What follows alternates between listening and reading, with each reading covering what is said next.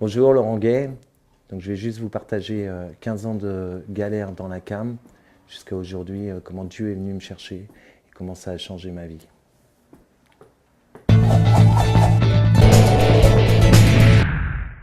Donc à l'âge de 12 ans, j'étais déjà accro au shit. Jusqu'à 18 ans, à peu près, j'ai vécu l'enfer de la drogue. Ça veut dire quoi? Ça veut dire que je vendais du shit à mon collège, je rackettais.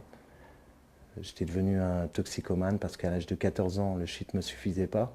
Donc j'ai commencé à me piquer à l'héroïne.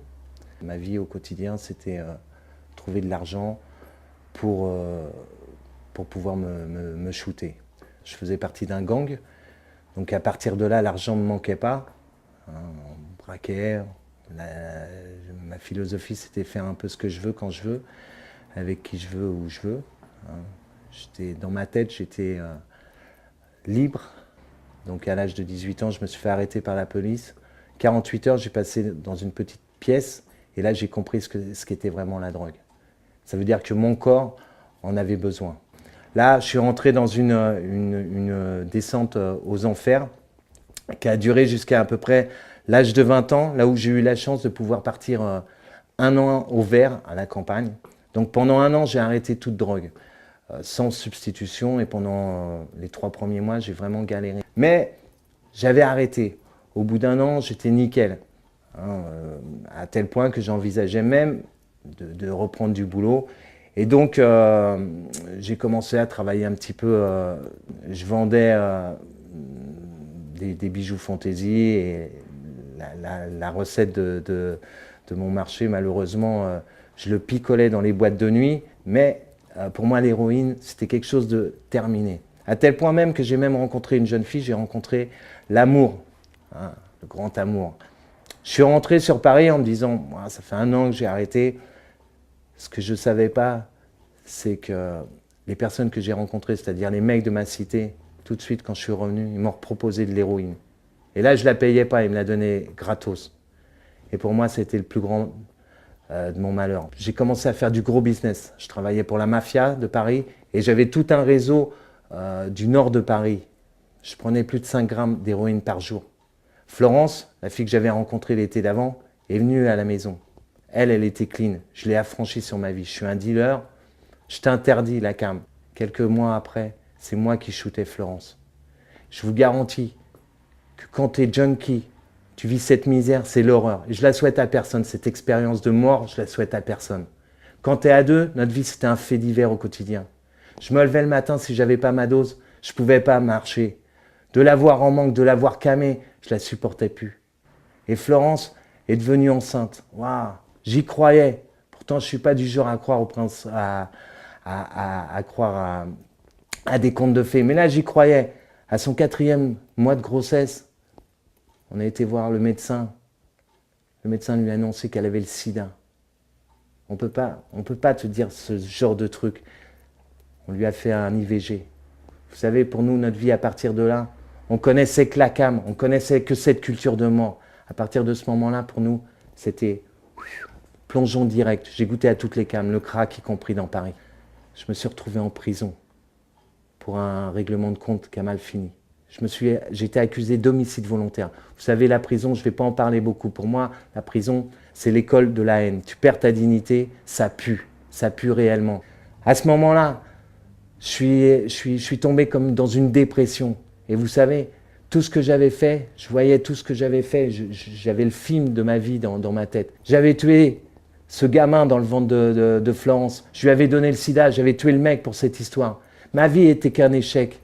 Et au fur et à mesure où je voyais tout noir comme ça, j'avais Satan, l'accusateur, qui murmurait dans mon oreille, « Mais t'as vu ta vie, t'as qu'une seule chose à faire, c'est mourir. » Le 17 février 1988, alors que je voulais m'ouvrir les veines en prison, j'ai commencé à crier vers le ciel comme un instinct de survie, je ne sais pas. Dieu, je ne le connaissais pas, j'en avais jamais entendu parler. Dans les cités, on n'entend pas ce genre de message. J'ai commencé à crier.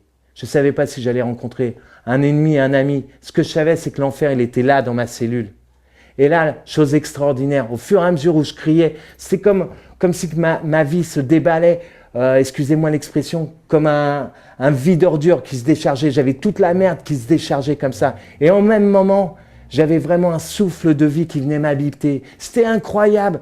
J'avais la révélation que Christ était venu pour moi avec 2 mots en filigrane. Confiance, espérance. 2 mots qui sont encore aujourd'hui, qui me boostent aujourd'hui à chaque fois que je me lève. Quand je suis ressorti de prison, Florence était bouffée par le sida. Tous mes potes mouraient du sida. Vous savez, je priais mes prières, je ne connaissais pas de Notre Père. Je ne connaissais pas d'autres prières. Mes prières, c'était Christ. Pourquoi tu es venu me visiter si ça ne bouge pas? Si c'est toujours pareil? Écoutez bien, celui dont je vous parle, ce Jésus-Christ. En 1993, j'ai débarqué dans une maison pour mourir. Nous sommes en 2008. Dieu est vraiment vivant. Dieu produit des miracles, c'est quelque chose d'extraordinaire. Il a commencé à me guérir de toute drogue. Ça, c'est de l'ordre du miracle, parce que j'en connais des toxicos. Si tu n'as pas Christ en toi, tu ne peux pas guérir totalement de cette drogue. Tabac, alcool, plus aucune dépendance. En 1994, le médecin m'a rappelé sur Paris. Florence était en train de mourir. Je suis descendu avec elle, j'ai pris sa main, on a prié. Elle est morte. À partir de ce moment-là, j'avais qu'un désir, tout l'amour que j'avais, même si c'était un amour dans le péché, je l'ai donné à notre Seigneur Jésus-Christ. À ce moment-là, j'étais converti. Ça veut dire quoi? Ça veut dire que le Seigneur a pu m'appeler à devenir prêtre, à devenir moine, à devenir ermite. J'aurais dit Amen à ce qu'il me disait. Il n'en a pas voulu ainsi. J'ai bouffé la parole de Dieu. Je ne comprenais rien au début, mais après, c'était vraiment une lettre d'amour pour moi. Vous savez, ce Seigneur que je suis en train de parler, quand il te donne, il ne te donne pas des petites giclettes comme ça de bénédiction, non. Il te plonge directement dans son fleuve d'eau vive. Et ça, c'est le bonheur pour toi. Il y a un psaume, c'est le psaume 23 qui te dit « Grâce, ma grâce et mon bonheur t'accompagneront chaque jour de ta vie. » Et ça, pour moi, c'est quelque chose d'extraordinaire parce que je le vis tous les jours. En 1999, le Seigneur m'a permis de rencontrer celle qui allait devenir mon épouse, Marie-Dominique. On s'est mariés 6 mois après. Comment ça peut se faire? J'ai le sida. Comment tu peux te marier comme ça? C'est quelque chose d'impossible. Et bien la sainte folie de l'amour fait que je peux. Parce que quand tu commences à suivre le Seigneur, bien sûr que c'est un choix personnel, bien sûr que c'est un choix peut-être un choix de fou. Mais si tu mets Dieu au centre de ta vie, le Seigneur te permettra de vivre ce genre de situation. Le Seigneur m'a donné en l'an 2000 une petite fille, Raphaël, qui a 7 ans et demi aujourd'hui. En 2005, il m'a donné Jérémia. Ça, c'est les promesses de l'accomplissement de bonheur dans une vie.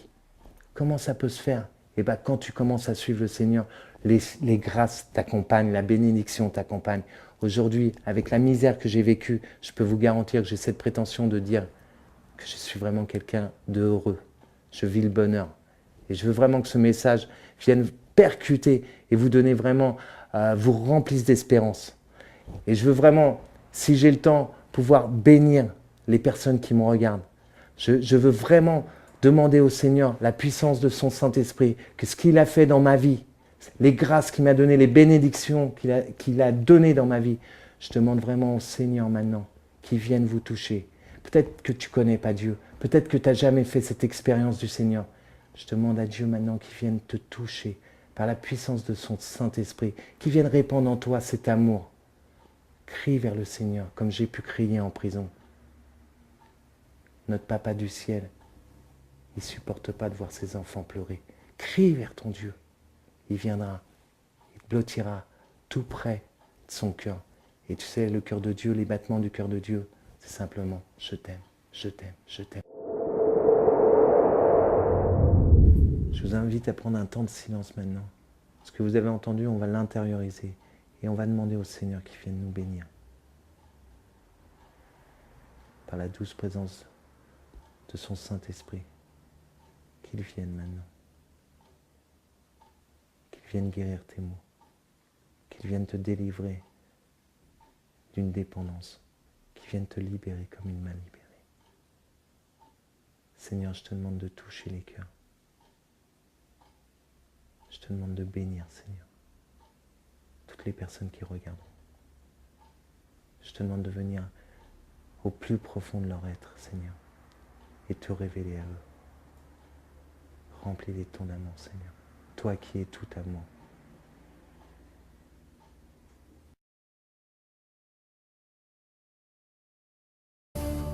J'ai passé plusieurs années dans la drogue et dans la délinquance. En fait, quand j'ai commencé ma vie d'adulte, entre 20 ans et 27 ans, ça a été pour moi comme descendre un escalier en fait. Je suis passé de l'alcool, je travaillais dans les bars, dans les boîtes de nuit. J'ai descendu mon escalier donc en buvant beaucoup, en vivant d'une manière différente que tout le monde, en touchant aux drogues douces. Mais ce qui a vraiment changé et accéléré ma descente, c'est l'héroïne. Je suis passé de la consommation touriste, amateur, à une consommation très, très accélérée. J'ai eu besoin de beaucoup de quantité, j'ai été obligé de trafiquer, j'ai été obligé de vendre de la drogue, j'ai été obligé de voler, d'escroquer. On a fait plusieurs attaques à main armée dans plusieurs endroits et les choses ont respecté une logique imparable, c'est-à-dire que j'ai perdu toute ma santé, j'ai perdu ma famille, mes amis, et il est arrivé un moment où j'étais au fond, j'étais armé toujours, j'étais recherché par la police, recherché par les dealers que j'avais braqués, et il est arrivé un moment où j'avais absolument plus aucun recours, et j'étais en train de préparer une manière pour moi d'arrêter tout ça. Et quelqu'un m'a parlé de Dieu en fait d'une manière un peu différente que celle que j'avais entendue jusque-là. Mes parents étaient catholiques. Je m'étais intéressé à la religion, au bouddhisme, à plusieurs religions orientales. Mais pour moi, Dieu, c'était quelqu'un qui s'occupait... je croyais en Dieu, d'une certaine manière, mais c'était quelqu'un qui s'occupait des gens bien, des gens qui se tenaient bien, des gens qui avaient un bon boulot, des gens qui n'avaient pas trop de choses à se reprocher. Et il a fallu que cette personne en fait me parle une ou deux fois et m'explique que Dieu c'est pas du tout cette vision-là qui est une vision religieuse. Dieu c'est quelqu'un qui est spécialement intéressé par les gens qui sont en détresse, les gens qui sont complètement rejetés, les gens qui ont besoin d'être soignés, d'être guéris. Et c'est un langage qui m'a touché. Et il fallait que j'entende une chose comme celle-là. Je ne pouvais pas m'approcher d'une religion et puis entrer en contact ou entrer dans une religion. Il me fallait du concret. Dans la situation où j'étais, je pesais même pas 50 kilos, je mangeais un jour sur 3, je me shootais, j'étais malade. Le manque d'héroïne, c'est quelque chose d'extrêmement douloureux et de très handicapant. Et finalement, j'ai écouté ce que cette personne m'a dit et j'ai prié. Mais j'ai prié à ma manière. J'ai simplement demandé à Dieu de me donner un coup de main parce que j'étais au bout du rouleau. Et c'est la nuit où j'ai fait cette prière. Sur le coup, il ne s'est rien passé, absolument rien. J'ai même pensé que j'avais parlé dans le vide, évidemment, comme ça arrive.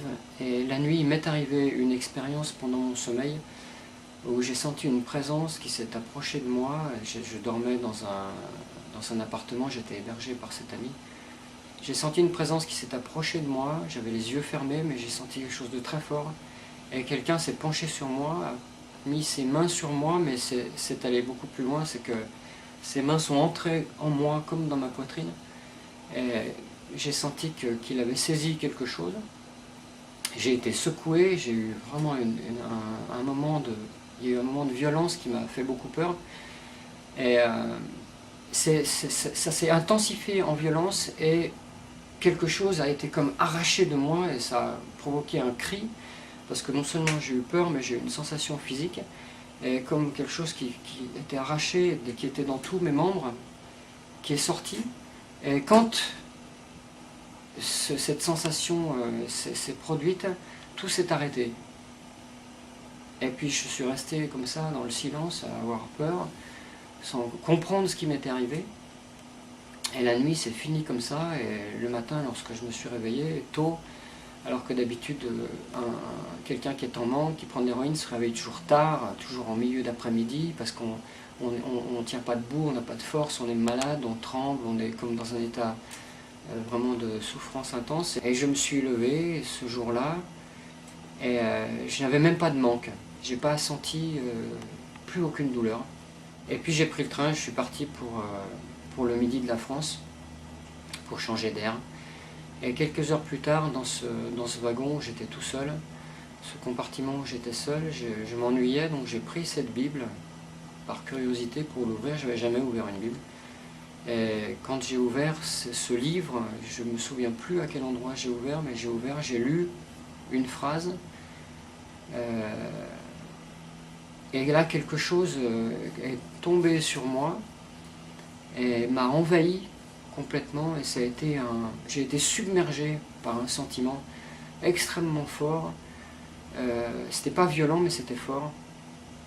Et ça a eu pour effet de me faire pleurer en fait. J'ai pleuré toutes les larmes de mon corps. J'étais vraiment étreint par une émotion extrêmement forte. Et la pensée qui prédominait au milieu de tout ça, c'était qu'en fait je sentais qu'il se passait quelque chose d'extraordinaire. Et je sentais que Dieu était en train de me toucher, que Dieu faisait plus que me toucher. Je ne savais pas comment qualifier une expérience comme celle-là, mais j'avais un tel regret, une telle tristesse en même temps, une telle joie, c'était une confusion d'émotions, parce que je prenais conscience que Dieu était vivant. Et c'est ce qui a complètement bouleversé ensuite toute mon existence, c'est que tout ensuite a reposé sur ce sentiment.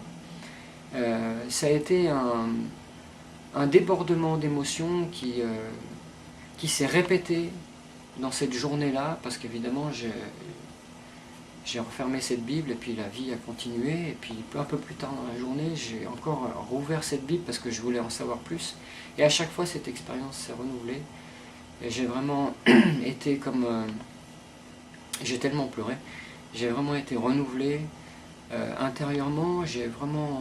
J'étais désarçonné parce que je vivais, et c'est quelque chose qui a laissé un impact sur moi qui a duré encore jusqu'à maintenant. Pour moi, c'était impossible de croire dans une religion. Je trouvais que toutes les religions, y compris le christianisme, étaient complètement décrédibilisées par les exemples humains que j'avais sous les yeux. J'étais quelqu'un de religieux, allergique à tout ce qui est sacerdotal, tout ce qui est... c'était insupportable pour moi. Et ce qui s'est passé, c'est qu'en fait, les choses ont été prises dans le bon sens, à mon avis. C'est que d'abord, j'ai eu la démonstration, j'ai constaté, en fait, que Dieu est vivant. Et c'est un constat, j'espère que tout le monde pourra faire. Il faut avoir confiance que Dieu nous écoute, qu'il est le témoin des choses, même s'il y a beaucoup de choses dans le monde qui sont contestables. Il faut être conscient que Dieu nous écoute et qu'il est particulièrement attentif à ce que vivent les gens qui sont victimes de ce monde. Il n'est pas quelqu'un qui prend plaisir dans le mal et dans les choses, dans toute la souffrance qu'on voit sous nos yeux, mais il veut être quelqu'un au contraire qui répare et qui permet de s'extraire de ça, parce que c'est comme ça. S'il est le créateur, c'est lui qui détient toutes les clés. Et ce qu'il attend, c'est qu'on se tourne vers lui. J'ai bien conscience que de l'extérieur, ça peut rester un concept. Je suis heureux de témoigner que ce n'est pas un concept, que Dieu n'est pas une idée, que Dieu n'est pas une philosophie, que Dieu est une personne qui entend, et que de la même manière que je suis intéressé par le fait d'aimer mes enfants et de les combler et de les préserver. De la même manière, il est animé des mêmes sentiments à notre égard. Bonjour, je m'appelle Patrick Fontaine et je vais vous servir une tranche de vie. L'histoire d'un punk toxicomane, même polytoxicomane, chef de gang, qui a été saisi par Jésus. Puis toute ressemblance avec des personnes qui ont réellement existé, n'est pas fortuite parce que c'est une histoire vraie. Donc, je suis né d'une famille de païens pratiquants et mon enfance a été bercée par la violence. Et à l'âge de 15 ans et demi, c'était en février 79, ceux qui sont bons en mathématiques, vous allez connaître mon âge, je me suis retrouvé en Angleterre pour un voyage linguistique. Et en février 79, début février 79, il y avait l'idole des punks qui venait de décéder d'une overdose, c'était Sid Vicious, le bassiste des Sex Pistols. Et je me suis retrouvé à Londres, pleine période de cet événement. Mon correspondant était punk, et puis là j'ai été initié. Et là j'ai été initié à la drogue, à la violence, au pogo, à la musique punk. Je suis devenu punk jusqu'au bout des ongles. J'ai importé ça dans ma Normandie. Et après les 5 ans qui ont suivi, ça a été l'escalade dans la drogue, l'escalade dans la violence, dans la guerre des gangs, on appelait ça l'urban guérilla. Les concerts, les tenues extravagantes, l'autodestruction, les actes de vandalisme, c'est ce qui a jalonné ma vie. J'ai commencé la drogue avec des sacs de colle, puis je faisais ça 4-5 heures par jour. Puis petit à petit on est monté, on est passé à ce qu'on appelle les drogues dures. Bien que personnellement je ne vois pas trop la différence entre douce et dur, ça reste de la drogue et c'est aussi destructeur. Et là, en plein milieu de tout ça, j'ai vu mes copains, mes copines mourir et je commençais à vraiment me poser beaucoup de questions et je me sentais complètement embarqué.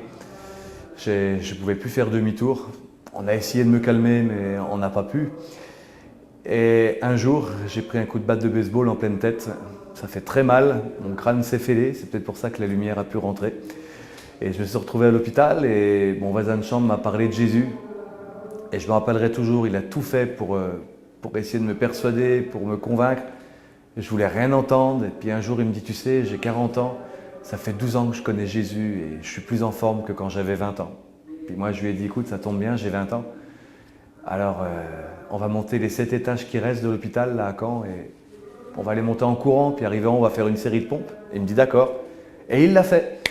Puis arrivé en haut, je me suis assis près de la sortie de secours et puis je lui ai dit ok, Dieu existe, c'est bien, tu as voulu le partager, c'est bien, mais sache que pour moi ça ne va pas marcher, je vais te donner 4 raisons.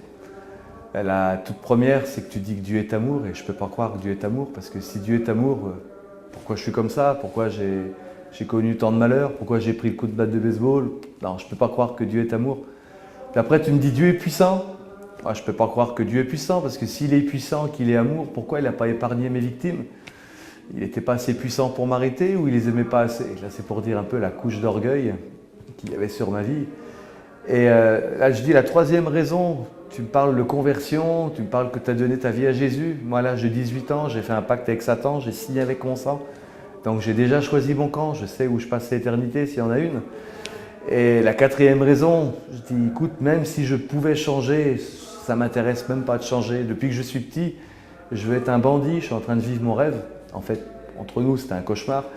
Mais je suis en train de vivre mon rêve, je suis incapable de vivre dans ton monde, je suis incapable de me marier, je suis incapable de travailler, je suis incapable d'avoir des enfants. Je suis comme un handicapé social, je me sens mal dans ton monde, donc vraiment, je ne peux pas changer. Et là, il m'a dit, écoute, on peut échanger nos adresses. Je dis, ouais, si tu veux m'écrire à la bonne année, mais ça ira pas plus loin. Puis on a échangé nos adresses, puis moi, quand je suis sorti, j'ai essayé de m'en sortir par moi-même. J'ai fait cure des intoxications, j'ai essayé d'arrêter de voler, j'ai essayé d'arrêter de me battre, mais je me suis rendu compte, moi qui proclamais être libre, j'arrivais pas à m'arrêter. Mon meilleur copain s'est fait une overdose volontaire, puis là j'allais le suivre, et puis au moment où j'allais passer à l'acte, je me suis rappelé qu'à l'hôpital on m'avait dit que ma vie pouvait redémarrer comme si j'avais jamais connu le ghetto, comme si j'avais jamais connu les gangs, comme si j'avais jamais connu la drogue. Alors je lui ai dit, écoute, je me suis dit, je vais y téléphoner, puis on va bien voir ce qu'il va me dire. Et là, je lui ai téléphoné, je lui ai dit, allô Daniel, ici c'est Patrick, je ne sais pas si tu te rappelles de moi, on s'est vu à l'hôpital. Plusieurs mois s'étaient passés. Et là, il me dit, et comment on se rappelle de toi, on prie pour toi tous les jours. Je dis, waouh, ils sont fous ces chrétiens. Et là, je dis, écoute, tu m'as parlé de Jésus, ça ne m'intéressait pas, et là, j'ai envie d'en savoir plus. Il me dit, bouge pas, va sur la place, je viens te chercher, ce soir, je t'emmène à une réunion. Puis il a raccroché, il ne m'a pas laissé le temps de dire non. Moi, je ne voulais pas y aller à sa réunion, mais bon, je n'allais pas le laisser venir pour rien. Et il m'a emmené à sa réunion. Là, j'ai eu un choc culturel. Imaginez un punk qui débarque dans une assemblée chrétienne. C'était terrible pour moi, l'échange. J'avais honte pour eux, la prédication, j'ai rien compris. J'ai compris que le amen final, ça voulait dire ciao, vous pouvez y aller. Et puis là, je suis vite parti et je dis, je ne mettrai plus jamais les pieds ici. Et au début, je suis venu uniquement pour les filles, j'y suis retourné. Et un jour, j'ai entendu un témoignage, un docker qui venait du Havre, puis il disait, voilà, avant j'étais violent. Et là, j'ai dit, ah, enfin un homme. Il dit, j'étais violent, je frappais ma femme avec des chaînes, je me suis retrouvé en prison. Puis là, je dis, waouh, respect. Là, j'écoutais, c'était pas comme les prédications d'habitude, quoi. Il dit, je me suis retrouvé en prison, puis là, j'ai rencontré Jésus, et maintenant, je ne bois plus, j'aime ma femme et j'aime Jésus. Et là, ça m'a scotché, j'ai dit, waouh, on voit que Dieu a fait quelque chose dans sa vie. Et là, j'ai donné un coup de coude à mon voisin, j'écoute, Dieu, il a fait quelque chose dans sa vie. Moi, ça fait plusieurs semaines que je viens. Il fait rien, je t'avais dit que j'étais trop pourri. Et là, il m'a dit, écoute, c'est pas le fait de venir à l'église qui va changer ta vie, c'est pas le fait de chanter les cantiques ou de lire ta Bible. Alors je dis, ben, c'est quoi qui change une vie? Il me dit, c'est de rencontrer Jésus. Je dis, mais comment on fait pour le rencontrer, Jésus? Et il me dit, écoute, tu veux qu'on prie maintenant? Puis là, j'ai découvert que ce jour-là, j'étais timide. J'ai dit, non, passe-moi tes papiers, je vais les lire. Et puis là, je suis rentré, j'ai étalé tous les papiers qui parlaient de Jésus. Puis j'ai prié pour la première fois de ma vie. Je me suis mis à genoux, puis j'ai crié à Dieu. J'ai crié tellement fort parce que je pensais qu'il était tellement loin. Puis j'ai dit, Dieu, je ne sais même pas si tu existes, mais eux ils disent que tu existes, moi j'en sais rien. Il paraît que tu as envoyé Jésus sur terre, puis pendant qu'il était sur terre, il guérissait les malades, j'ai besoin d'être guéri. Il changeait les vies, j'ai besoin que ma vie change. Il chassait les démons, j'en ai un bon paquet à faire partir. Il paraît que si je meurs tout de suite, je vais en enfer, et puis je sais que je vais en première classe. Bah, si c'est vrai que tu as envoyé Jésus pour me sauver, si tu me sors de là, si tu permets que je ne retourne pas en cellule, et ben, aussi vrai que Jésus l'a donné sa vie pour moi, je te donnerai ma vie. Puis là, la paix de Dieu, elle est descendue sur moi. Je me suis endormi, j'ai dormi comme un bébé. Puis le lendemain, j'ai découvert que j'étais complètement délivré de la drogue. À cette époque-là, il me fallait 2,5 g de cocaïne par jour. J'avais 3 doses d'amphète par jour. Et puis les jours de fête, on prenait des acides par-dessus. Je faisais du 4-5 heures de sniffing glue. Et j'ai été complètement délivré. Je n'ai jamais fait de crise de manque. Et puis petit à petit, il a converti ma façon de penser, ma façon de m'habiller. Mais je n'ai pas perdu ma personnalité. Je continue à péter la vie, quoi. Enfin, je la pète pour de vrai maintenant. Et puis maintenant, je sers le Seigneur, je suis marié, j'ai 3 enfants. Et puis, ce que j'ai vu Dieu faire dans ma vie, je le vois faire dans la vie des autres. Et moi, je voulais juste vous présenter une tranche de vie. Jésus est réellement vivant, ce n'est pas une légende. Moi, je ne suis pas religieux pour dessous. J'aurais jamais cru des légendes. Quand on vient de la rue, on a besoin de toucher. Et j'ai touché. Et il m'a touché, il m'a saisi. Et maintenant, ça va faire 25 ans cette année que Jésus m'a touché. Et c'est une vie merveilleuse, pleine d'aventures. Et ce qu'il a fait pour moi, il peut le faire pour toi. Donc si tu étais interpellé par cette tranche de vie, et puis que tu te dis, mais maintenant que j'ai entendu ça, qu'est-ce que je fais? Ben, je t'invite juste là, tu es devant ton écran, je t'invite juste à fermer les yeux. Et puis je vais prier, toi je te demande juste, tu écoutes bien ce que je vais dire. Et puis si tu es d'accord avec tout ce que je vais dire, et ben, tu dis Amen à la fin, tu demandes à Jésus de te toucher. Seigneur Jésus, je te rends grâce, merci pour ton amour. Puis je te demande vraiment que tu te révèles maintenant. Puis Seigneur, je te prie pour les personnes qui sont connectées en ce moment. Puis je te demande de les toucher, de te révéler, de révéler ta grâce, de montrer combien tu es grand, de montrer combien tu es puissant, combien tu es réel, combien tu es capable de changer les vies. Puis toi qui es devant ton écran, juste dis-lui, Seigneur Jésus, je te confie ma vie. Je te remets ma vie. Je n'ai pas encore tout compris, mais je te remets ma vie. Prends-moi, conduis-moi, révèle-toi à moi. Je me confie dans l'œuvre que tu as accomplie pour moi à la croix. Je reconnais que je suis pécheur devant toi et je reçois ta grâce, je reçois ton pardon et je reçois ta vie. Au nom de Jésus. Amen. Bienvenue dans la famille.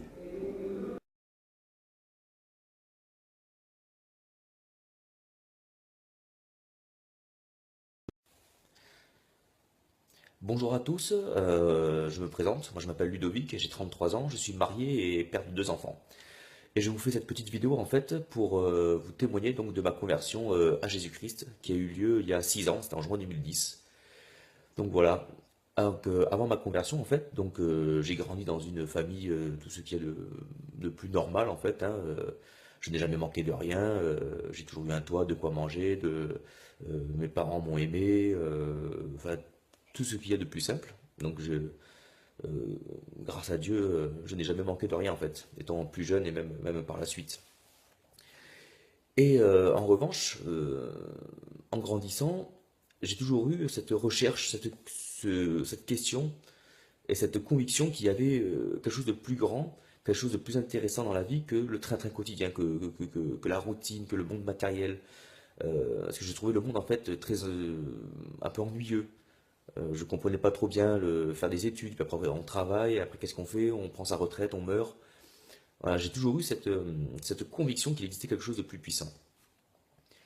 Et alors, c'est vers l'âge de 15 ans, en fait, j'étais en vacances chez un copain, et ses parents nous ont amenés donc à un repas en fait chez des amis à eux, et j'ai fait ma première séance de spiritisme, une séance de Ouija. Et pour moi, c'était quelque chose d'énorme, c'était du surnaturel, c'était quelque chose qui, ça répondait en partie en fait à mes questions sur l'au-delà, sur le spirituel, sur le surnaturel en fait. Et donc de là, j'ai développé donc un intérêt pour ces choses-là.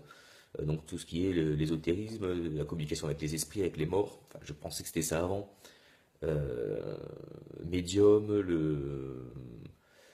ouais, tout ce qui a trait à ça en fait. Le magnétisme aussi, la télépathie, voilà, c'était toujours des sujets qui m'intéressaient en fait. Et les origines de la civilisation en fait. Euh, donc je fais beaucoup de spiritisme étant jeune, jusqu'à l'âge de 20, 21 ans. J'ai arrêté par la suite parce que ensuite bah, j'ai eu un travail, euh, j'ai rencontré mon épouse. Et puis juste avant la naissance de mon premier enfant, en fait, cet intérêt est revenu en fait. Des questions qui sont revenues, j'ai commencé à faire des vraies recherches. Et en fait, suite à un film que j'avais regardé, qui était apparemment tiré d'une histoire vraie, mais c'est peut-être le cas, j'en sais rien après tout, euh, je me suis beaucoup intéressé en fait sur l'origine de la vie. Voilà, c'était quelque chose qui m'intéressait vraiment, d'où est-ce qu'on venait. Et je me suis beaucoup intéressé à la civilisation babylonienne et à la civilisation des Sumériens. Et en fait, les Sumériens avaient une religion, avaient une croyance dans les Anunnaki. Anunnaki en fait qui veut dire homme descendu du ciel. Et, et je me suis vachement intéressé à ça en fait, et je suis même devenu très calé en fait, hein. J'ai acquis beaucoup de connaissances là-dessus, sur cette religion, sur cette croyance qu'ils avaient. Et en même temps, je me suis aperçu que leur croyance avait beaucoup de similarités, pardon, avec, avec le livre de la Genèse dans la Bible. Euh, sur un Dieu qui crée l'homme, il parle question aussi de la confrérie du serpent qui tente l'homme. Et je me suis dit, c'est marrant, ces choses-là, il y a des, voilà, il y a des choses qui se ressemblent sans pour autant être pareilles. Et en fait, à mon travail, j'avais changé de bureau. Donc, on m'a mis dans un bureau avec une chrétienne. Je ne savais pas qu'elle était chrétienne. Et un jour, en fait, on s'est mis à parler un peu de ces thèmes de l'espace, du surnaturel. C'est une discussion qui avait été abordée. Et je me suis lancé là-dedans, je me suis incrusté un peu dans la conversation et je leur ai balancé tout mon lot de connaissances sur les Sumériens, les Anunnaki, l'origine de la vie. Alors elle m'a laissé très poliment développer tout, tout mon discours, tout mon exposé. Et à la fin, elle m'a parlé de Jésus-Christ. Et elle me dit, mais tu as foi, tu as une sacrée foi en fait en ces choses-là dont tu nous as parlé. Tu pourrais, si tu as autant de foi là-dedans, tu pourrais avoir autant de foi en Jésus-Christ. Alors j'ai répondu oui, évidemment. Je ne savais pas ce que c'était, mais enfin je disais oui dans le sens où si quelqu'un peut avoir foi en quelque chose qu'il ne voit pas là, dans ce domaine-là, il peut avoir aussi foi dans autre chose qu'il ne voit pas aussi. Et en fait, elle m'a parlé de Jésus. Et au début, bon, je me suis dit, elle va me parler encore de Jésus. Et pour moi, Jésus, Dieu, c'était une histoire un peu c'était un peu des histoires de curés. C'était un peu le monde des bisounours. Je, j'étais pas contre ça, mais pour moi, je voyais rien dedans qui pouvait être du surnaturel ou l'origine de la vie. Pour moi, c'était de la religion, c'était être gentil, c'était voilà, c'était ces choses-là. Par contre, au fil de la discussion, au fur et à mesure qu'elle me parlait de Jésus, je me suis aperçu qu'en fait, le Jésus qu'elle me présentait, on me l'avait jamais présenté comme ça. J'avais pourtant fait du catéchisme, tout ça, mais ça, jamais on m'avait montré Jésus comme ça. Donc elle m'a parlé de la repentance, elle m'a parlé de ces choses-là. de se repentir, de demander pardon à Dieu de ses péchés, et que c'est le sacrifice de Jésus qui nous permettait en fait d'être lavés de nos péchés devant Dieu. Et c'est quand elle a fini de parler, en fait, ça m'a travaillé. Ça m'a travaillé parce qu'en fait, j'ai trouvé l'histoire de Jésus, l'histoire de la croix, logique intellectuellement. Ça peut paraître fou, mais moi, c'est comme ça que ça a résonné dans ma petite tête. Et donc, alors j'ai essayé le premier soir de croire en Dieu, mais je me suis mal pris. Je demandais d'abord de voir pour croire. Elle m'a expliqué en fait le lendemain que c'était l'inverse. Donc le deuxième soir, en fait, je me suis mis dans ma salle de bain, je me suis agenouillé devant la baignoire. Et très sincèrement, je me suis dit, si Dieu existe réellement, il faut saisir cette occasion. Je n'ai pas le droit de passer à côté. Donc je vais être sincère dans ma démarche, je vais réellement demander à Dieu pardon. Je vais demander pardon et puis on verra bien ce qui se passe. S'il n'existe pas, bah tant pis, puis s'il existe... Et donc j'ai commencé à prier, je ne savais pas comment formuler, je n'avais pas de formule magique, on m'a jamais expliqué comment il fallait prier, donc je n'avais pas formulé de phrase dans ma tête. Et puis finalement, en fait, ce qui s'est passé, c'est que je n'ai même pas eu à réfléchir en fait. Dieu m'a montré tous mes péchés, comme des flashs, comme des flashs, tac, tac, tac, tac, tac, tac, tac, tout défilé en fait. Et ça allait vite, en même temps j'avais à chaque fois souvenir, conscience, et je me remémorais parfaitement le péché qui était montré. Et à la fin en fait j'ai pleuré. J'ai pleuré parce que j'avais demandé pardon, voilà, j'ai demandé pardon pour tout ça, il m'a montré tous mes péchés, et j'ai pleuré. C'est venu comme ça, et je me suis arrêté de pleurer comme ça aussi, et j'ai senti une chaleur dans le corps, dans le ventre sortir, et sortir sortir par un souffle en fait. Et à ce moment-là, en fait, j'ai compris que je venais de rencontrer Dieu, et que je ne pourrais plus jamais vivre en faisant comme si Dieu n'existait pas. J'avais une vie avant et une vie maintenant, qui commençait maintenant. Voilà. Et ensuite, ensuite c'est un long chemin, parce que moi, on m'a jamais expliqué les églises, les catholiques, les protestants, les évangéliques, toutes ces choses-là, moi, je ne connaissais pas. Donc ensuite, c'était un cheminement, je me suis entouré de chrétiens, je suis allé dans une église locale aussi, pour être instruit dans la parole, pour qu'on me lise la parole, pour que je la connaisse. J'ai acheté une Bible, j'ai lu la Bible, parce que je voulais la lire moi, et ne pas seulement me faire le perroquet de ce qu'on me disait sur la Bible. Donc voilà comment je suis venu à Jésus-Christ.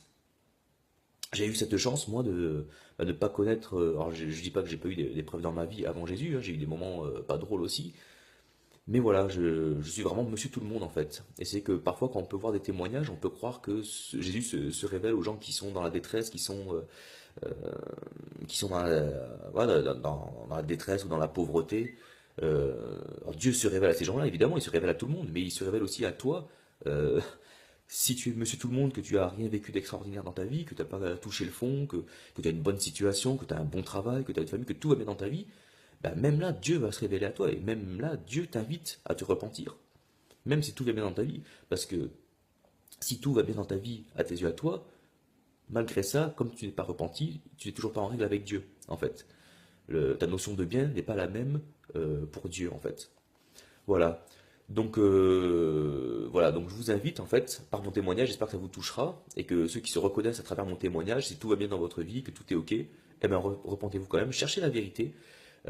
Jésus est la vérité, c'est lui qui mène au Père, et je peux vous assurer que la vie que vous menez après, il ne faut pas en avoir peur, elle est fantastique, parce que déjà vous avez la certitude d'avoir la vérité, d'avoir votre salut, et vous vivez des choses extraordinaires avec Dieu. Vous avez des bénédictions, mais au-delà des bénédictions, il vous donne son esprit, qui ensuite vous permet d'œuvrer pour lui. Et quand vous avez son esprit, vous avez soif de ça, de travailler pour son royaume, et c'est vraiment une nouvelle vie en fait.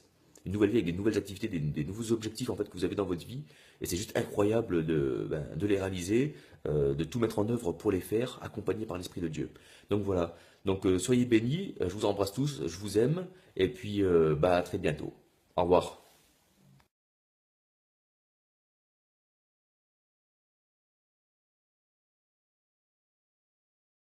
Eh bien bonjour à toutes et à tous. Salam alaikum, je suis très heureux d'être avec vous dans le cadre de ce petit témoignage que j'aimerais vous expliciter comment j'ai fait cette rencontre personnelle, moi musulman, avec la personne de Yeshua al-Masih, Jésus-Christ. Alors je voudrais vous dire tout simplement que je viens d'un arrière-plan musulman. J'ai traversé la mer Rouge pour venir, c'est vrai, dans ce pays où coulait le lait, le miel et le travail, puisqu'à l'époque il y en avait. Nous avons rejoint mon père pour des raisons économiques. Et en arrivant en France, bien entendu, j'ai pratiqué ma religion avec force, avec conviction. Et petit à petit, dans le temps, j'ai ressenti beaucoup d'amertume, de racisme, de discrimination discrète, mais qui en tout cas m'affectait, me troublait dans mon fort intérieur. Et souvent, on posait un regard sur moi qui n'était jamais positif, et ce regard finissait par être intégré, intériorisé, si bien que j'ai pratiqué ma religion avec force, avec conviction. J'adorais ce Dieu, Allahu Ta'ala, et en même temps, il était tellement haut, tellement loin, je me demandais parfois s'il s'intéressait à moi. Je faisais mes 5 prières par jour, le ramadan, j'aimais Dieu, j'aimais les choses de Dieu, et je posais 2 questions à mes parents. Qu'est-ce qu'il y a après la mort? Et ma mère me décrivait bien l'enfer. Mais par contre, la question du paradis, elle ne connaissait pas. Et je voulais véritablement avoir cette relation, cette intimité, cette relation avec Dieu que je n'avais pas finalement dans ma religion. Ce qui m'a amené, je dirais, à rechercher, à développer encore plus en moi cette recherche ardente de Dieu, mais c'était le vide, c'était le désert, c'était l'aridité spirituelle. J'ai vécu la violence à l'extérieur que j'ai importée chez moi, et cette violence qu'il y avait chez moi, je l'ai exportée, et cette violence, elle est devenue mon identité, elle est devenue ma vie. Et un jour, dans mon quartier, je me suis battu contre une voisine, contre un voisin, et ça a déclenché une émeute, toute sa famille contre ma famille, et ma mère s'est tellement pris des coups dans la tête qu'elle s'est retrouvée à l'hôpital. Mais au-dessus de chez nous, c'est pour ça que je dis que le salut vient d'en haut, il y avait des chrétiens qui se sont proposés de garder mes petits frères et sœurs, le temps que ma mère était à l'hôpital. Donc ils ont gardé mes petits frères et sœurs, et quand ma mère est sortie, elle leur a fait un grand couscous, et on s'est lié d'amitié avec eux. Et au bout d'1 an, nous avons réalisé que ma grande sœur Fatima était devenue chrétienne. C'était la chouma, c'était la honte que ma sœur devienne chrétienne, trahir son pays pour une tranche de jambon, c'était une catastrophe pour nous. Donc on l'a dissuadée, on l'a frappée, on lui a déchiré la Bible, mais pas cette foi qu'elle avait pour Jésus. Et j'ai été troublé, interpellé par, je dirais, la ferveur, par l'amour, par la puissance, par la paix que dégageait ma sœur. Et à ce moment-là, mes parents m'ont envoyé dans l'église pour faire l'espion. Et quand j'ai espionné ma sœur, j'ai été foudroyé, subjugué, je dirais, à l'intérieur de cette église, parce que j'en avais une mauvaise conception du christianisme. Et le christianisme se résumait à tout ce que je voyais à la télévision. Mais quand j'ai vu dans cette église des chrétiens comme l'eau dans l'eau qui se mélangeaient, authentiques, qui louaient Dieu de tout leur cœur, je me suis dit, ne seraient-ils pas musulmans? Mais ils ont l'air véritablement soumis. Et je me suis rendu compte que ces chrétiens aimaient Dieu encore plus que moi. Et j'ai fait mes propres recherches personnelles en étudiant la Bible. Ça m'a bouleversé, marqué, subjugué par la figure du Christ et la personne de Yeshua al-Masih. Un grand roi qui a quitté son ciel de gloire, non pas pour venir au Carlton, mais pour naître dans une grotte, dans une étable. J'ai jamais vu un roi comme ça. Et un roi qui me disait, aimez vos ennemis, bénissez ceux qui vous maudissent, faites du bien à ceux qui vous maltraitent. J'ai jamais connu ça. Et j'ai été bouleversé par le message de l'évangile. Et j'ai réalisé la puissance de la croix. Et Jésus a changé, bouleversé, transformé ma vie. Je savais ce que c'était que le péché, voler, mentir, tricher. Mais là, le péché, quand je l'ai réalisé à la lumière, à la puissance du Saint-Esprit, j'ai véritablement demandé pardon à Dieu, j'ai pleuré sur ma misère. Et là, j'ai abdiqué face à la croix. Parce qu'elle n'était pas un film, mais une expérience personnelle, individuelle, qui m'a appris à aimer aujourd'hui tout homme, de toute race, de toute condition. Et aujourd'hui, je ne regarde pas l'apparence, mais je regarde au cœur. Simplement, j'ai aussi été m'excuser dans mon quartier. Et là, dans mon quartier, beaucoup de personnes ont été touchées de voir ma vie changer, transformée. Il y a quelqu'un que je détestais, c'était mon père. Et je lui ai demandé pardon. Je l'ai serré dans mes bras. Et je lui ai dit, Père, de la même manière que Jésus m'aime, papa, je veux t'aimer. De la même manière que Jésus m'a pardonné, papa, je veux te pardonner. Et mon père a accepté Jésus dans sa vie. J'ai un père là-bas que je ne connaissais pas, mais grâce à Jésus, aujourd'hui j'ai une véritable relation avec Dieu et j'ai l'assurance de la vie éternelle. Merci.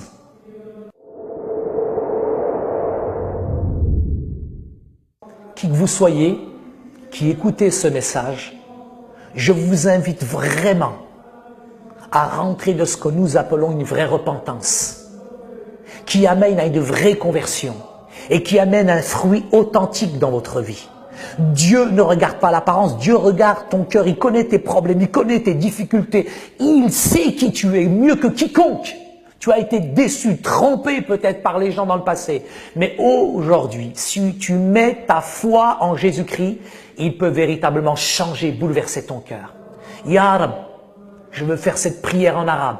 بارك يا رب باسمك يسوع المسيح انت يا رب قدر على كل شيء يا رب بدل القلب والحياة يا رب باسمك يا رب يا رب انت قدر على كل شيء قدس يا رب بدل القلب اعطينا الراحة والسلام باسمك يسوع المسيح امين amen que Dieu vous bénisse abondamment.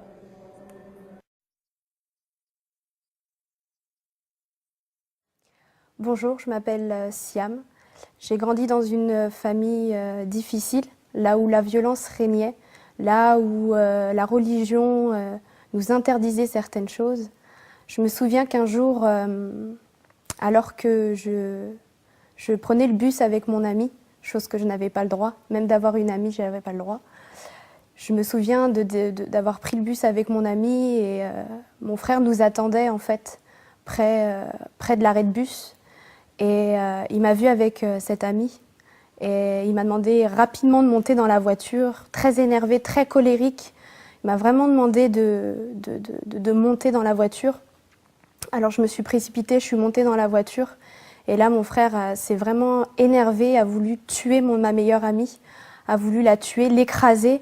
Elle courait comme elle pouvait, elle était elle avait très peur, elle était effrayée. Moi-même j'étais très effrayée et j'avais l'impression qu'il allait la tuer. Et elle a pu s'échapper. Et en fait, mon frère était très énervé, il m'a emmenée à la maison. Et après, j'ai été ruée de coups, complètement ruée de coups, parce que j'avais une amie, parce que j'avais pris le bus. Voilà un peu dans quel contexte, finalement, je vivais au quotidien, avec toutes sortes de violences physiques et psychologiques. Et un jour, j'en avais tellement marre de cette vie, qu'un jour, j'ai décidé, en fait, de partir de chez moi. J'ai décidé de vouloir vivre ma vie, être libre. Et je suis allée voir l'assistante sociale du collège. Et je lui ai tout raconté. Je lui ai raconté l'abus que j'avais vécu à l'âge de 8 ans avec un membre de ma famille. Je lui ai raconté toutes les violences que j'ai pu subir, les coups, toutes les histoires qui étaient enfouies au fond de moi, de cette violence vraiment qui était cachée au fond de moi. Je lui ai tout raconté et elle a décidé à ce moment-là d'en parler au procureur pour que je puisse être placée. En fait. Et donc cette assistante sociale m'a dit Siam, si tu es considérée comme un cas d'extrême urgence, alors à ce moment-là, on te prendra directement de ta famille et tu partiras directement et tu ne reverras plus jamais tes parents. Et si tu n'es pas considérée comme un cas d'extrême urgence, il est possible que le procureur demande une enquête. Et j'étais très paniquée à l'idée de savoir ce qui allait se passer. Et ce fut la journée la plus longue de ma vie, la plus horrible de ma vie, parce que déjà d'une, je vivais dans la peur au quotidien, de savoir que je ne devais pas faire des choses, des choses étaient interdites. Et je vivais aussi dans cette sorte d'amour finalement impossible entre ma famille et moi. Je les aime toujours autant d'ailleurs, et je les ai toujours aimés. Mais c'est vrai que le fait de ne pas avoir cet amour avec eux, je me sentais vraiment seule au fond de moi, je me sentais vraiment en manque d'amour. Alors je me suis dit, j'ai pris le choix de partir de chez moi. En attendant cette réponse du procureur, j'ai dû rentrer chez moi comme si de rien n'était. Je devais aller manger avec mes parents le midi.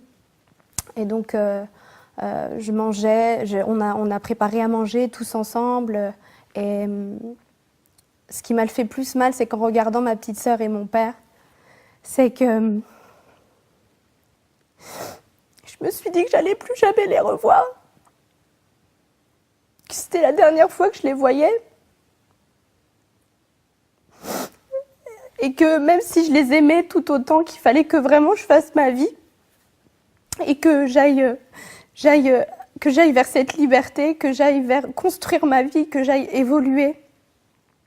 Mais j'aimais tellement mes parents que j'ai quand même... Je me suis dit, je ne peux plus faire machine arrière, c'est fini, je ne peux plus. Maintenant que j'ai commencé, je dois aller jusqu'au bout. Alors j'ai regardé mes parents, j'ai regardé ma sœur, puis je me suis dit, je vous aime, mais je dois y aller, je dois partir. C'était au fin fond de mon cœur, c'était mon secret. Mon père me regardait et me disait, mais t'es sûre que ça va, Siam? T'es sûre qu'il n'y a pas quelque chose qui va pas? Je lui disais, ben non, tout va bien, papa, c'est juste que j'ai un examen à faire. Et puis j'essayais d'inventer toutes sortes de choses pour pas qu'il puisse sentir qu'il y ait quelque chose. Et après, il m'a ramenée à l'école, il s'est encore rassuré pour savoir si tout allait bien. Je n'ai pas voulu le regarder, je lui ai dit, oui, oui, papa, tout va bien. Et là, j'ai regardé droit devant moi et je me suis dit, là, il faut que j'y aille jusqu'au bout. Et donc, je suis allée voir l'assistante sociale, elle me dit qu'elle n'a toujours pas de réponse. Et donc, j'attends toute la journée et l'assistante sociale me dit, si un surveillant qui vient te voir, prends tes affaires et tu pars, ça veut dire que c'est le moment. Et toute la journée, il y avait des surveillants qui passaient, mais ce n'était pas le moment à chaque fois. Alors, je vivais toute cette journée dans cette angoisse, dans cette attente, finalement, de se dire quand est-ce que je vais partir. Les heures défilaient, la fin des cours était... La sonnerie des cours, qui déterminait la fin des cours a sonné. Et je me suis précipitée voir l'assistante sociale en lui disant « Mais il est 16h, mon père va venir me chercher, comment on fait? Qu'est-ce que je lui dis? Qu'est-ce que je lui explique ?» Et elle me dit « J'ai toujours pas de réponse du procureur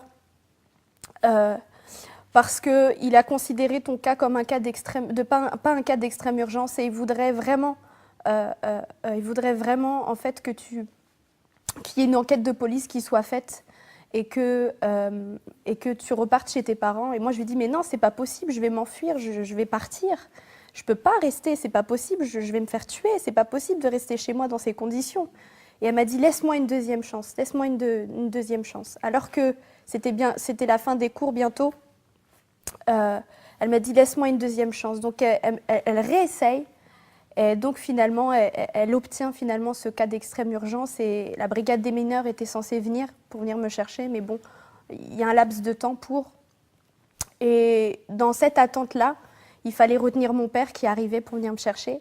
Il fallait rassurer mon père. Et donc la CPE, ce jour-là, a rencontré mon père en lui disant, voilà, votre fille est en examen, vous inquiétez pas si elle reste beaucoup plus longtemps que prévu, je pense qu'elle sortira vers 17h. Alors mon père était dans cette attente-là, mais il sentait qu'il y avait quelque chose qui n'allait pas, alors il est retourné à la maison. Et en attendant, nous, la brigade des mineurs de notre côté, mon père est revenu avec mes frères. Et mes frères sont venus avec des amis à eux. Et le collège où j'étais était implanté en plein cœur d'une cité.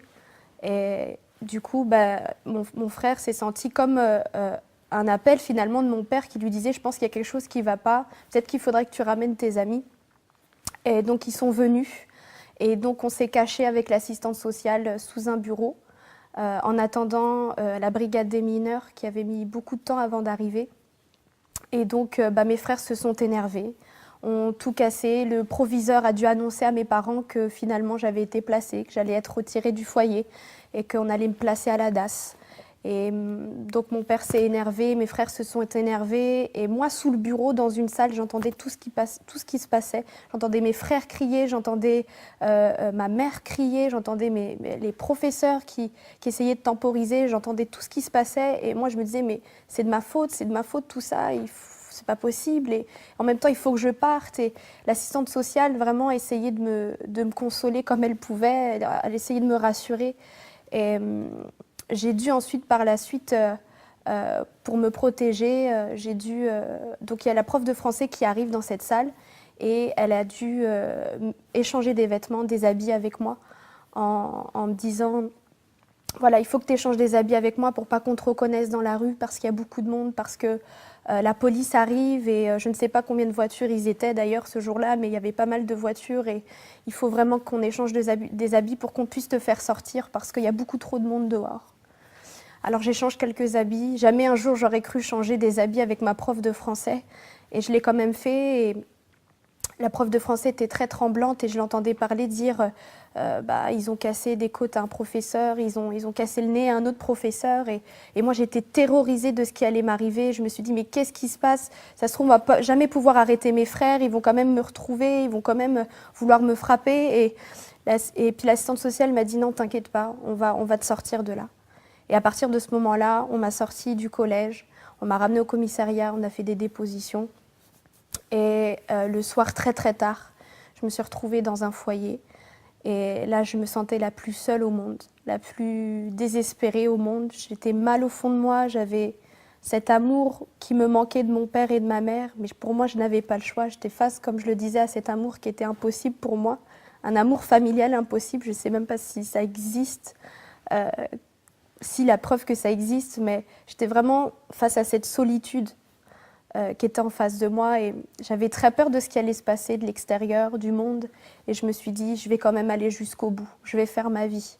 Déjà toute petite, je rêvais d'un équilibre de vie, je rêvais de pouvoir vivre ma vie et c'était vraiment ce que je désirais. Au fur et à mesure des années, j'ai fait beaucoup de foyers, de familles d'accueil et un jour j'ai décidé de vouloir me suicider après avoir testé l'alcool, après avoir essayé de fumer du cannabis, après avoir vouloir séduire certains hommes parce que j'étais en manque d'amour au fond de moi. J'ai décidé de vouloir me tuer, j'ai décidé de me suicider et il y avait une route, une sorte d'autoroute qui était là en face de ce foyer et j'ai voulu m'adresser à Dieu et j'ai crié à Dieu vraiment de tout mon cœur et je lui ai dit, parce que j'avais quand même cet enseignement, cette base que Dieu m'avait donnée, que mes parents m'avaient donnée et j'ai vraiment crié à Dieu et j'ai dit, toi là-haut, si tu existes vraiment, fais quelque chose pour moi. Je ne sais pas s'il faut être musulmane, je ne sais pas s'il faut être chrétienne, mais si tu existes vraiment, fais quelque chose pour ma vie. Et je voulais vraiment une famille d'accueil qui puisse m'aimer, je voulais vraiment une famille d'accueil qui puisse me donner cet équilibre de vie, cet épanouissement dont j'avais besoin. Et je ne m'attendais pas, en fait, avoir une réponse si rapidement. Parce qu'en temps normal, pour pouvoir trouver une famille d'accueil en étant ado, à cet âge-là, j'avais 16 ans, et trouver une famille d'accueil, c'est très compliqué. Il nous faut à peu près 3 mois, tout en sachant qu'il y a plein d'autres dossiers qui sont derrière. Et moi, en 2 jours, c'était fait. En 2 jours, j'ai eu un coup de téléphone, en fait, d'une association qui disait qu'il y avait une place pour moi, alors qu'il y en avait plein d'autres derrière. Et moi, je me souvenais, au fond de moi, je me souvenais de ce que j'avais prié, de ce que j'avais dit à Dieu, de ce que j'avais crié à Dieu. Et le week-end qui a suivi, je me suis retrouvée, en fait, avec une famille d'accueil. Alors, ils sont venus me chercher. Le week-end qui a suivi, je suis montée dans la voiture. Et il y avait cette chanson qui parlait de la création de Dieu, qui parlait de l'univers, qui parlait de Dieu. Et je me suis mise à pleurer, j'étais effondrée complètement dans la voiture, à pleurer. Je sentais vraiment une présence qui était là, je sentais vraiment l'amour de Dieu qui était là. Et au fond de moi, je savais que Dieu m'avait répondu. Je savais que c'était lui qui m'avait trouvé une famille d'accueil et qu'en plus de cela, cette famille d'accueil était chrétienne. Et je savais que c'était Dieu qui me répondait, mais d'un autre côté, j'avais besoin de cet amour et cette présence-là m'a vraiment complètement comblée de cet amour. Et je regardais les cieux, je regardais la terre et je me disais comment moi, aussi petite que je suis, aussi grand est l'univers et Dieu s'est occupé de moi. Dieu a pris le temps de m'écouter, d'entendre mon cri et de dire je vais m'occuper de toi. Après, les années ont suivi et Dieu m'a vraiment parlé, Dieu a vraiment touché mon cœur, a vraiment comblé mon cœur, l'amour d'un père et d'une mère. Je peux dire aujourd'hui que Dieu est mon père. Je peux dire aujourd'hui que Dieu m'a changé, que Dieu m'a délivré. Je n'ai plus peur, je n'ai plus ces frayeurs que j'avais autrefois. Je vis librement. Au fur et à mesure des années, vraiment, Dieu m'a vraiment touchée. Mais ce qui m'a le plus touchée, vraiment, ce qui m'a vraiment beaucoup plus, cette expérience que j'ai faite dans ma chambre, où Dieu m'a vraiment parlé. Je me suis dit que j'allais réessayer de parler comme je l'avais fait pour ma famille d'accueil, pour avoir une famille d'accueil, et je l'ai fait. Et à un moment donné, je me suis trouvée folle. Je me suis dit, je parle à un mur, je parle à un Dieu qui parle, parce que pour moi, c'était impossible que Dieu puisse parler. Et j'ai réessayé, j'ai prié, j'ai commencé à vouloir dire, à vouloir parler. Et puis après, j'ai arrêté. J'avais demandé une Bible, en fait, à ma famille d'accueil pour essayer de connaître, essayer de comprendre ce qu'ils vivaient. Et c'est comme si une petite voix au fond de moi me disait « Va dans le psaume 143 ». Et alors, je suis allée voir dans le psaume 143 et à ce moment-là, ce que j'avais dit, ce que je venais de dire, c'était le psaume 143. Et là, je me suis vraiment effondrée dans ma chambre. J'ai vraiment été touchée par l'amour de Dieu. Et ensuite, par la suite, j'ai décidé de donner mon cœur à Jésus. Je savais que Dieu me parlait, je savais que Dieu avait quelque chose pour ma vie. et j'ai décidé de rentrer pleinement dans les projets qu'il a formés sur ma vie. Et depuis, je suis libérée de tout fardeau, de toute frayeur. Je suis libre en Jésus. Et je peux dire aujourd'hui, merci Seigneur, merci de ce qu'il est venu vraiment transformer ma vie, me combler de cet amour d'un père et d'une mère. Je n'ai jamais manqué de l'amour d'un père et d'une mère. Dieu l'a toujours comblé. Dans les moments les plus difficiles, Dieu était là. Et vraiment, je décide aujourd'hui de rentrer pleinement dans les projets qu'il a formés sur ma vie, car lui seul connaît les projets qu'il a formés sur nous, projets de paix et non de malheur, afin de nous donner un avenir et de l'espérance.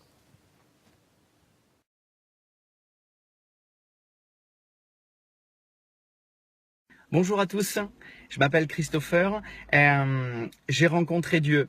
Vous allez me prendre pour un fou, peut-être, mais écoutez cette histoire parce qu'elle est vraie et elle est juste extraordinaire. Pour tous ceux qui m'ont connu avant, j'étais un dealer de drogue, un drogué, un blessé de la vie. Je voulais me suicider, je voulais mourir, je couchais avec toutes les femmes. J'étais dans la honte et j'avais plus rien à perdre. Je prenais de la cocaïne, des extasies, de la drogue, du LSD. Je volais, j'avais plus rien à faire de cette vie-là. Et vous savez ce qui s'est passé? Un jour, j'ai expérimenté le surnaturel de manière forcée. J'ai fait une overdose. Mon âme est sortie de mon corps. J'ai fait ce qu'on appelle un voyage astral, mais forcé à cause de mon corps qui souffrait tellement qu'il n'a plus supporté une dose de drogue. Et j'ai pris conscience que nous étions pas faits que de chair et de corps. Mais il y a aussi une âme et on a un esprit. Et mon âme est sortie de mon corps. Je suis revenu à moi quelques heures plus tard. Des amis à moi m'ont ramené à la vie, entre guillemets. J'ai eu extrêmement peur et j'ai goûté au monde spirituel. Et là, j'ai pris conscience qu'il y avait quelque chose qui nous dépassait. Quelque chose qu'on m'avait pas appris. J'avais cherché le surnaturel et des solutions à travers les médiums, à travers la voyance, à travers le catholicisme. J'étais allé dans des églises un petit peu religieuses. J'avais cherché une solution et j'avais jamais trouvé. Ni dans le feng shui, le bouddhisme. J'ai tout essayé, même l'islam.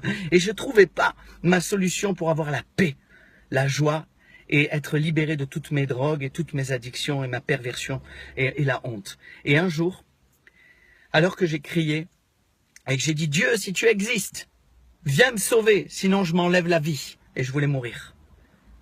Quelques jours plus tard, j'ai une jeune fille qui est venue me voir et qui m'a parlé de la part de Dieu et qui dit « Tu as crié à Dieu et Dieu m'envoie vers toi pour te dire « Choisis Jésus, il est le seul chemin, la vérité et la vie. » J'ai dit « Mais si ton Jésus, il est capable de délivrer, libérer un toxicomane comme moi et me rendre heureux, moi je fais ce qu'il veut à ton Jésus. » Avec beaucoup d'arrogance et beaucoup d'orgueil. Vous savez, ne sous-estimez pas la puissance de Dieu et l'amour de Dieu pour vous. Si vous êtes pécheur plus que les autres, sachez que la solution elle est pour vous. Si vous vous sentez dans la honte parce que vous avez été abusé, la solution elle est pour vous. Si vous croyez que vous n'avez pas besoin de Dieu parce que vous êtes meilleur que Dieu et meilleur que les autres, plein d'arrogance et d'orgueil, il y a une solution pour vous aussi. Parce que Dieu ne vous juge pas, il ne vous condamne pas. Et il s'est mis à notre portée, il y a 2000 ans, il est venu dans un corps pour comprendre nos souffrances et mourir à notre place pour qu'on puisse être libérés. Ce n'est pas Dieu qui envoie la maladie, ce n'est pas Dieu qui envoie l'addiction, ni l'abus, ni la souffrance. C'est le mauvais. Juste, Jésus a payé le prix sur une croix il y a 2000 ans. C'est pas de la folie, on est en 2017, après Jésus-Christ.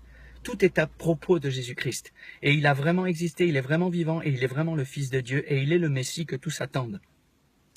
Et aujourd'hui, si vous voulez, comme moi, être libéré et avoir une nouveauté de vie, eh bien, acceptez Jésus parce qu'on est venu me parler de la part de Jésus, on a prié pour moi et j'ai été libéré de la cigarette, de la drogue, de l'alcool. Et j'ai été libéré de toutes mes addictions, mais non seulement, Dieu est venu guérir dans mon cœur toutes mes blessures et il m'a changé complètement. En 6 années, aujourd'hui je vais avoir une fille, je suis marié depuis 4 ans, j'ai un mariage extraordinaire, j'ai un travail, je suis chef d'entreprise, Dieu a restauré ma vie complètement et ce n'est pas par mes propres moyens ni par mes propres forces, c'est Dieu que j'ai rencontré personnellement. Oui, j'ai rencontré Dieu dans un rêve, dans un songe, une nuit, il s'est présenté à moi et j'ai vu Jésus-Christ comme je vous vois et il m'a dit « Je suis ton sauveur ».